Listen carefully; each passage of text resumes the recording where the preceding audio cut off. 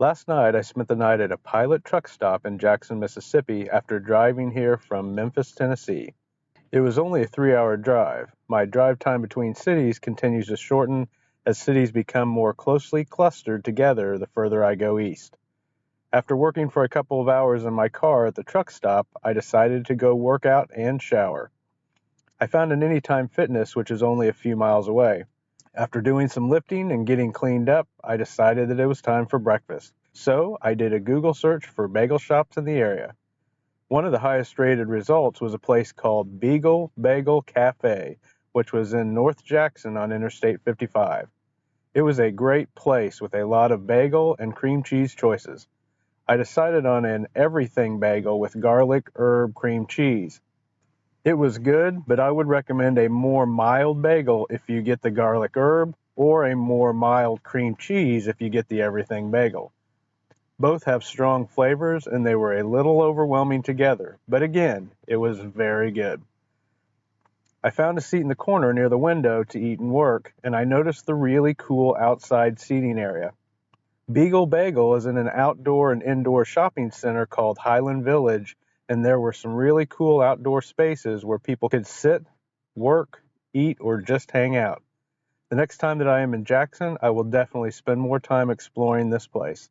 After finishing my breakfast, I headed to a nearby Starbucks, which was located in an upscale shopping area called Renaissance at Colony Park in the suburb of Ridgeland.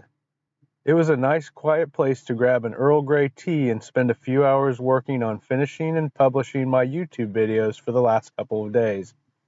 After getting some work done at Starbucks, I decided to hit the road for my next destination, which is New Orleans. Since I didn't spend much time in Jackson, I got to New Orleans a lot earlier in the day than I had originally planned, so I decided to take a trip down to Grand Isle. After planning my route from Jackson to New Orleans, I noticed on the map that Highway 1 in Louisiana ends at the tip of the state at a place called Grand Isle, which seemed intriguing. So I hit the road to check it out. It's about 2 hours from New Orleans to Grand Isle, and the drive is through the Louisiana Bayou. When you get down to the southeastern tip of Louisiana, Highway 1 turns into a toll road. It is $4, and you only have to pay that going onto the island, so you don't have to pay it coming back. The first thing that you do when you start on the toll road for Highway 1 is cross over a long bridge which provides a lot of great views of the Louisiana Bayou. Here is the bridge on Google Maps to give you an idea of where we are at this point. At the end of the bridge, we then turn east to head towards Grand Island. After going about 2 miles, we got to Elmer's Island, where we start to see some houses. In this part of Louisiana, most of the houses are built on pilings, which raise them up high enough to avoid flooding in case of severe storms like hurricanes. Between Elmer's Island and Grand Island, we cross the Andy P. Valance Memorial Bridge, which provides a great view out into the Gulf of Mexico. Once we exit the bridge, then we are officially on Grand Island. Here's the bridge that we just exited to update you on our location. Other than the houses built on pilings, Grand Island is a lot like any other community. There are gas stations, grocery stores, schools, and restaurants. The primary difference is that it is an island, so it is surrounded by water and next to the ocean. Well, technically next to the Gulf. However, the only difference between the Gulf and being next to the open waters of the neighboring North Atlantic Ocean is that the temperatures of the water and air are warmer.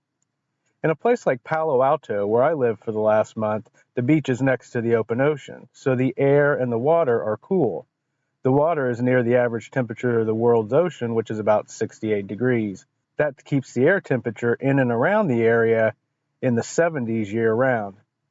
In the Gulf of Mexico, the water temperatures can get as warm as 87 degrees, which means that the water and air in the cities around the Gulf are much warmer. Looking at the gauge on my dash, it appears that it is about 88 degrees outside here in Grand Isle. After passing through the main town of Grand Isle, we come to the end of the island. And here is the official end of the road for Highway 1. At the end of the road, I am greeted by a cat that seems very eager to see someone passing by.